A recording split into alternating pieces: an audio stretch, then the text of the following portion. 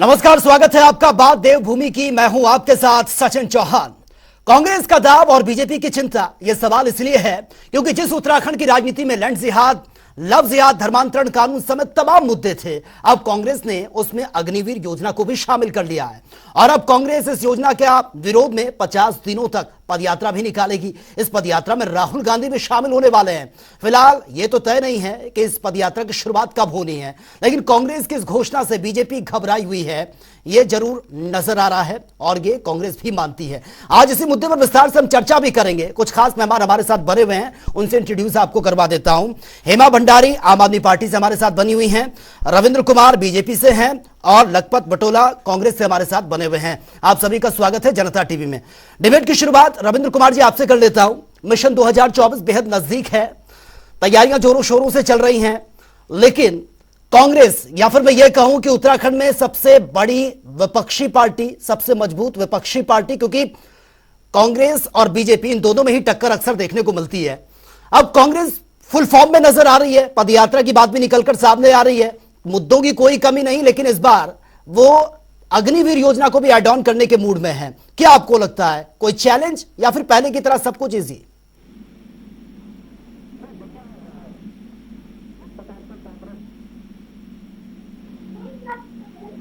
रविंद्र कुमार जी, आपको आवाज मिल पा रही है सर? जी जी, हाँ हाँ, आवाज आ रही है जी।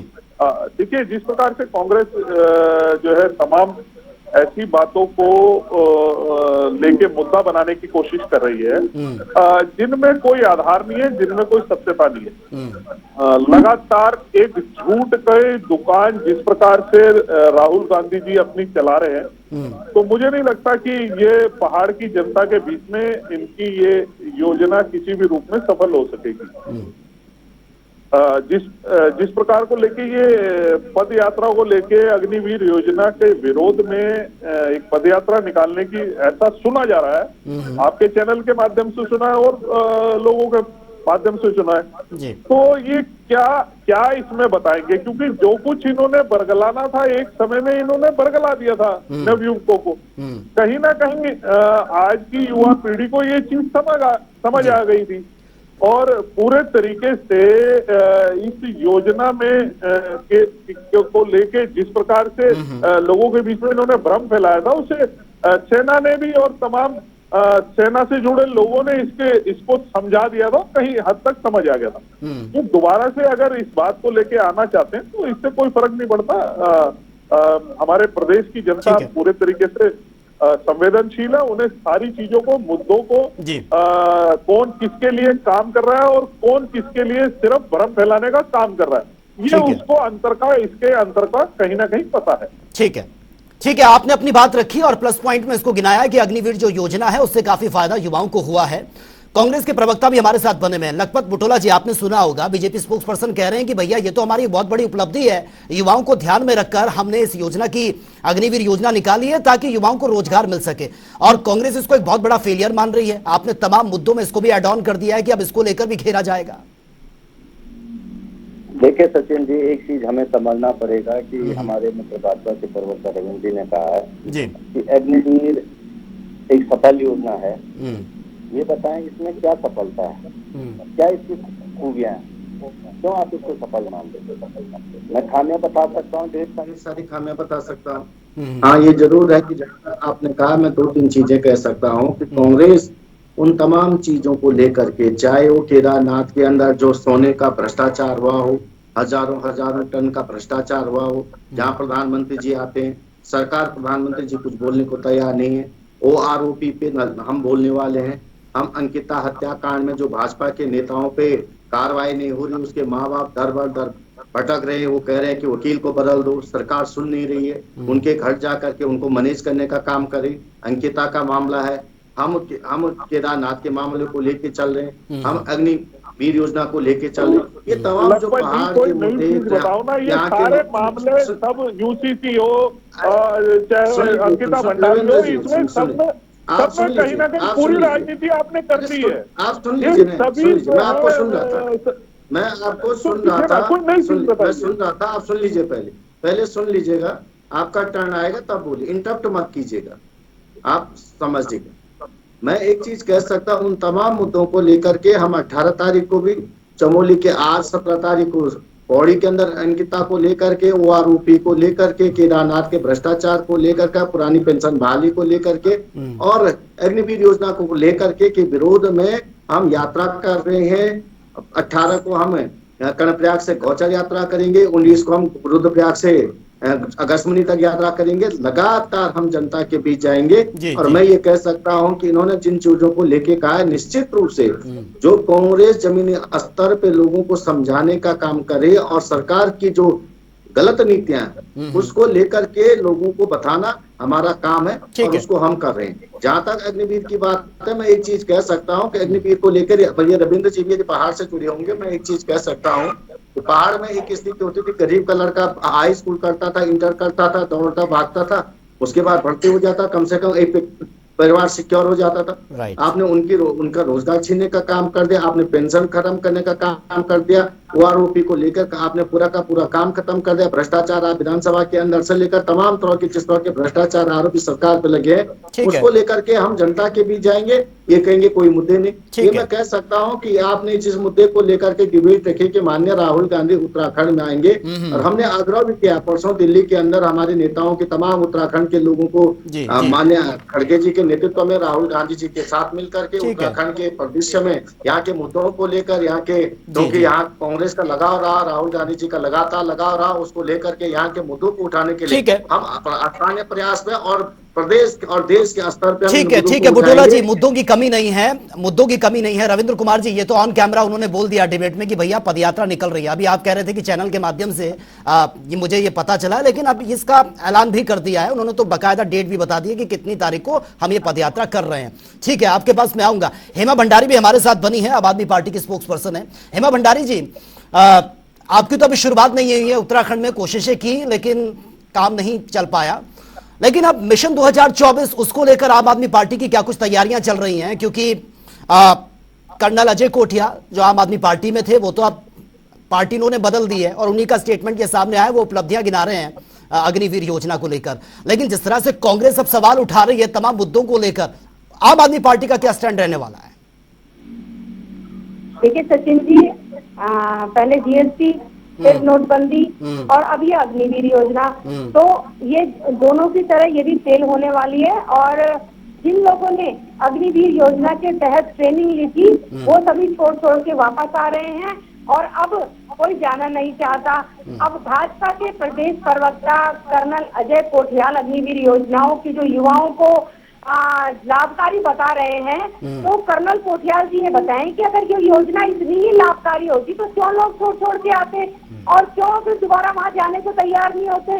तो भाजपा प्रवक्ता भी अच्छी तरह जानते हैं कि अग्निवीर योजना एक युवाओं के साथ खिलवाड़ है और अगर उनसे अलग से पूछेंगे आप तो वो जरूर बताएंगे, लेकिन मजबूरी है उनकी कि वो बता रहे हैं कि ये लाभकारी है क्योंकि वो एक भाजपा के प्रवक्ता है, इसलिए उन्होंने ये बात कही है। और जिस तरह से नोटबंदी, जीएसटी जो है इनकी औंधे मुंह गिरी थी, उसी तरह से अग्निवीर योजना भी औंधे मुंह गिर चुकी है।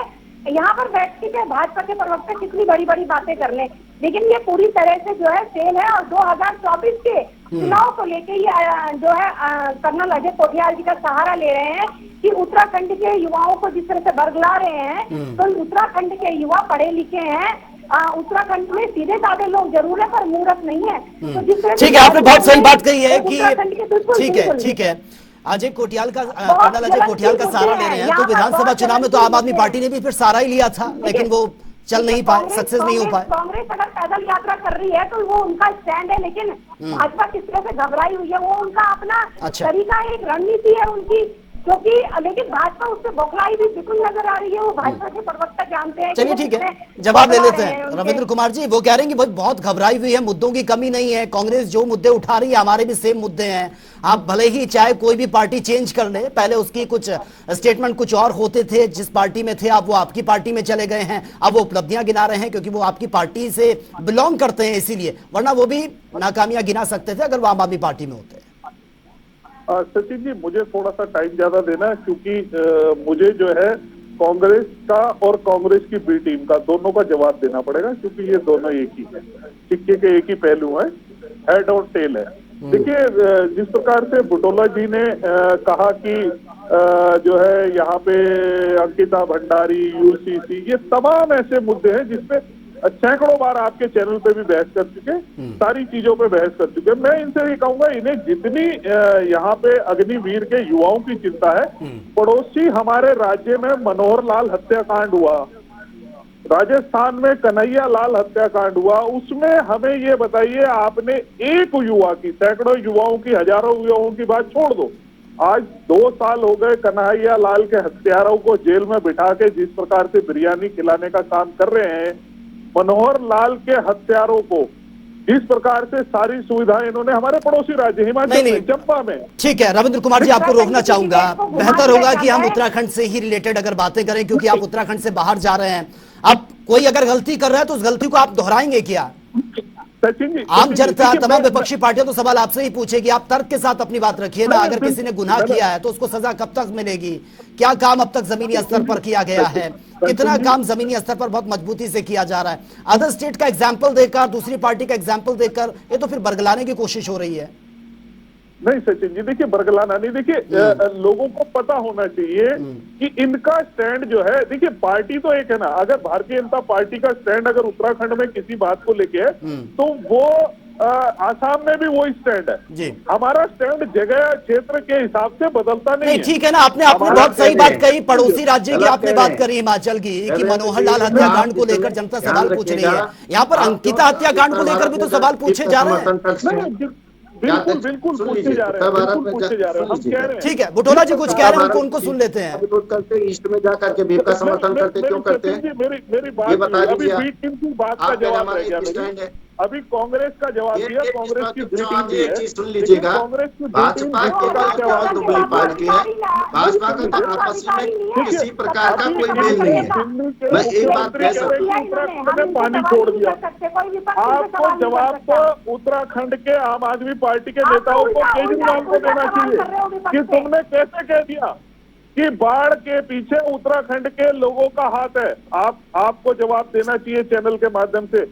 मैं आपसे, हेमा भंडारी जी, अगर जरा सी भी उत्तराखंड के आम आदमी पार्टी के नेताओं में जरा सी भी अगर लिहाज है, अपने प्रदेश को लेकर जरा सा भी है, तो केजरीवाल की उस बात का जवाब जरूर दे जिसमें उन्होंने कहा उत्तराखंड से पानी छोड़ दिएगा, जिसकी वजह से हमारे यहाँ बाढ़ आ गई। आप बताइएगा कि क्या उत्तराखंड पानी छोड़ रहा है बाढ़ लाने के लिए? दिल्ली आप फिर से दिल्ली पहुंच गए, आप अपने मुद्दों पे नहीं आएंगे। नहीं, अगर आपसे सवाल उत्तराखंड के लिए किया जा रहा है, आप दिल्ली पंजाब पहुंच जा रहे हो। ठीक है, लगभग बुटोला जो कुछ कहना चाह रहे हैं सर, उनको सुन लीजिए। वो बहुत लंबे टाइम से रिक्वेस्ट कर रहे हैं। जवाब दे दीजिए। ठीक है, आप दोनों को रोकना चाहूंगा मैं। रविंद्र जी, हेमा जी रुक जाइए प्लीज। बुटोला जी कुछ पूछना चाह रहे हैं, कुछ बोलना चाह रहे हैं, उनको सुन लीजिए। सबको टाइम मिलेगा। बुटोला जी अपनी बात रखिए आप। देखिए सचिन जी, ये कह रहे हैं हमारा एक ही स्टैंड है, भाजपा का सच में एक स्टैंड है, दोगलापन स्टैंड है। ये नॉर्थ ईस्ट में जाते हैं, कहते हैं हम बीप का समर्थन करते हैं, उत्तर भारत में कहते हैं हम बीप के विरोधी हैं। सबसे ज्यादा यदि बीप का एक्सपोर्ट हो रहा है इनकी सरकार के द्वारा हो रहा है। इनका स्टैंड, इनके कहने कथनी में जमीन आसमान का अंतर। जो ये कहते हैं ठीक उसका उल्टा करते हैं। जहां तक आप बातों को मैं लेके, इन्होंने कहा जिन चीजों को लेके उत्तराखंड में, मैंने कहा एग्रीबीट की एक क्वालिटी बता दो, एग्रीबीट की एक खूबी बता दो, क्या खूबी है बताना चाहता है इनको। सरकार ने इतनी बड़ी योजना लॉन्च की है तो बीजेपी की प्रवक्ता को बताना, रविंद्र भाई को बताना चाहिए इसमें ये खूबियां मैं बता सकता हूँ क्या क्या विसंगत है। मैं खुद उस सैनिक परिवार से हूँ जिसका पापा फौजी था, भाई फौजी है, जिया जी फौजी है, दूसरा भाई फौजी है, परिवार में सारे के सारे फौज के लोग हैं। मैं बता सकता हूँ क्या खामियां। मैं रविंद्र जी एक चीज आपसे कह सकता हूँ, केवल आपकी पार्टी कर रही इसलिए वो अच्छी है, वो अच्छी देश से ऊपर पार्टी नहीं है, और जो चीज गलत होती है उसको बताना चाहिए। दूसरी बात, आपने अंकिता की बात कही, मैं पूछना चाह रहा हूँ कि आज तक उसके माँ बाप 10 बार आप मुख्यमंत्री को 10 बार लिख चुके, कई बार धरना दे चुके, क्यों वकील नहीं बदला जा रहा? क्यों उस नेता की गिरफ्तारी नहीं हो रही? क्यों कौन वो वीआईपी है जिसको बचाया जा रहा है, जिसका नाम ले रखा है, क्यों किया जा रहा है सर? मैं आपसे पूछा, विधानसभा के अंदर इतनी बड़ी भर्ती का घोटाला हुआ है, उस पर आपके मुंह क्यों नहीं खुलते हैं? केदारनाथ के अंदर हजारों टन सोने का भ्रष्टाचार हो गया, हजारों टन पीतल निकल गया, उस पर क्यों मुख्यमंत्री का और सरकार का मुंह नहीं खुलता? आप आरोप लगा रहे, उससे पहले तो बता दे भैया केदारनाथ के अंदर हजारों लाखों टन सोने का। ठीक है, जवाब ले लेते हैं। रविंद्र जी जवाब दीजिए सर, आपको कोई डिस्टर्ब नहीं करेगा। तो कहिए आप कुछ। ठीक है। देखिए मैं फिर कह रहा हूँ सचिन जी, ये जिस प्रकार से उन तमाम मुद्दों को लेके बात कर रहे हैं जिनका कोई सिर पैर नहीं है, ये भ्रम फैलाने की चीज नहीं, देखिए भ्रष्टाचार वाली सिर पैर नहीं है। लड़की के साथ बलात्कार हो गया। सर कैसी बात कर रहे हैं आप?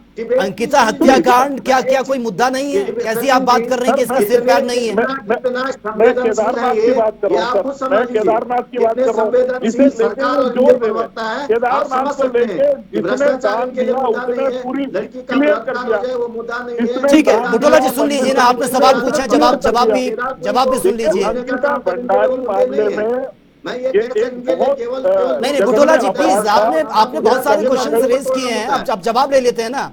रविंद्र जी जवाब दे रहे हैं, जवाब दीजिए सर। देखिए अंकिता भंडारी मामला एक बड़ा जघन्य अपराध था, कहीं ना कहीं हमारे प्रदेश के लोगों को शर्मसार करने के लिए था। उसके अपराधियों को जिस प्रकार त्वरित के साथ उनके साथ कार्रवाई की, उनको जुडिशियल कस्टडी में भेजा, उनके खिलाफ ऐसे कठोर धाराओं में मुकदमा दर्ज किया और तमाम बातों को लेकर यूसीसी मामला हो, सॉरी जो भर्ती घोटाला हो, भर्ती घोटाला में विपक्ष के नेता भुवन कापड़ी की हाई कोर्ट में कि सीबीआई जांच होनी चाहिए, हाई कोर्ट ने टिप्पणी करी कि जांच एसआईटी द्वारा।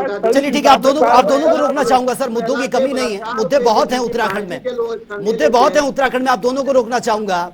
हेमा भंडारी जी, कांग्रेस तो अपनी तरफ से पदयात्रा की शुरुआत कर रही है, खबर ये भी सामने आ रही है कि राहुल गांधी भी पहुंचेंगे, प्रियंका गांधी भी पहुंचेगी, और पदयात्रा की तस्वीरें हमने पहले भी देखी हैं जब राहुल गांधी ने तमाम स्टेट से होते हुए पदयात्रा निकाली थी। लेकिन आम आदमी पार्टी की तरफ से लोकसभा चुनाव को ध्यान में रखते हुए आपकी तरफ से कौन सी यात्रा निकलने वाली है? क्या कुछ आपकी स्ट्रैटेजी रहेगी? थोड़ा आप बताइए, आम आदमी पार्टी का क्या स्टैंड रहने वाला है?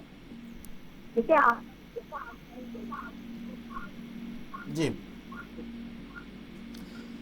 आवाज नहीं आ रही है हेमा भंडारी जी आपकी। स्ट्रैटेजी कोई मीडिया के आगे या किसी चैनल के माध्यम से कोई भी अपनी स्ट्रैटेजी नहीं बताता। अब रवि भाई ने तो बताई थी अपनी नहीं स्ट्रैटेजी, मतलब आपकी कुछ उपलब्धियां तो रहेंगी ना, क्योंकि विधानसभा और लोकसभा चुनाव की उपलब्धियां अलग होती हैं, इसके मुद्दे अलग होते हैं। सवाल ऐड कर लीजिए, क्या लोकसभा चुनाव आम आदमी पार्टी लड़ेगी? उत्तराखंड में सिर्फ लोगों के बीच में है, आम आदमी पार्टी अपने तरीके से लोगों के बीच में है, अपने मुद्दों को, लोगों के मुद्दों को उठा के और सवाल जवाब करने का और धरना प्रदर्शन का काम हमारा चल रहा है। और बाकी जैसे भी हमारे चीफ नेतृत्व का आदेश होगा उसी तरह से हमारा लोकसभा चुनाव लड़ा जाएगा, जैसे वहाँ से आदेश आएंगे। बाकी हमारी तैयारियां चल रही है पूरी तरीके से। ये सिर्फ कांग्रेस को मदद करने के लिए। अच्छा, ये भी हो सकता है, बिल्कुल विपक्षी मजबूती भी दिखाई दे सकती है। तमाम विपक्षी पार्टियां तो एकजुट हैं, वो तो मीटिंगें भी कर रही हैं, बैठ के भी कर रही हैं, नो डाउट।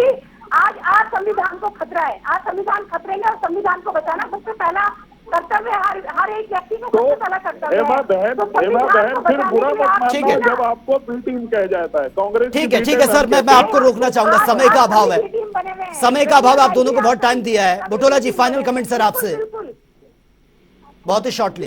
मैं कह सकता हूं कि उत्तराखंड के मुद्दे हो चाहे देश के मुद्दे हो, आज उत्तराखंड के अंदर केदारपुरी के अंदर जिस तरह का भ्रष्टाचार हुआ, अंकिता के साथ जिस तरह का अन्याय हुआ, ओआरओपी का मुद्दा हो, पुरानी पेंशन का मुद्दा हो, ये तमाम वो मुद्दे हैं जिसमें ये सरकार विफल रही है। और इसको लेके कांग्रेस 24 में सत्ता में, इनको कांग्रेस ओआरओपी देने का काम करेगी, पुरानी पेंशन लागू करेगी। केदारनाथ के अंदर भ्रष्टाचार हुआ, अंकिता को न्याय भी देगा, उस भ्रष्टाचार पे कार्रवाई की जाए। मैं आपसे कह सकता हूँ कि इसके माध्यम से हम जनता के भी सड़कों पे जा रहे, टीवी चैनल के माध्यम से भी हम लगातार इन मुद्दों को उठा रहे हैं। आपका भी धन्यवाद सचिन जी के सहयोग करने के लिए, और एक गरीब परिवार के मुद्दों को उठाने के लिए आपने समय दिया, इसके लिए धन्यवाद।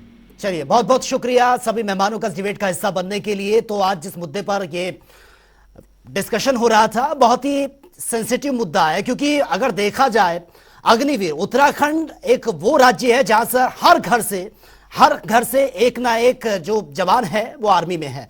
और जिस तरह से बता भी रहे थे बुटोला जी, वो कह रहे थे कि रोजी रोटी एक यही एक मात्र ऑप्शन बच जाता है। तो अग्निवीर योजना जो सरकार की तरफ से चलाई गई है, इसका विरोध भी देखने को मिला था, हालांकि कई लोगों ने इसका समर्थन भी किया है, लेकिन अब कांग्रेस की तरफ से इसको भी ऐड ऑन कर दिया गया है। पदयात्रा की शुरुआत कांग्रेस इसको लेकर करेगी और खबर यह भी है कि राहुल गांधी, प्रियंका गांधी भी पहुंचेंगे। तो आने वाले वक्त में कितनी तस्वीरें बदलती हैं, कितना बल कांग्रेस को मिलता है और लोकसभा चुनाव में क्या कुछ तस्वीरें रहेंगी, ये देखना भी बड़ा दिलचस्प होगा। तो फिलहाल मेरे साथ इतना ही, लेकिन तमाम खबरों के लिए आप बने रहिए जनता टीवी के साथ। नमस्कार।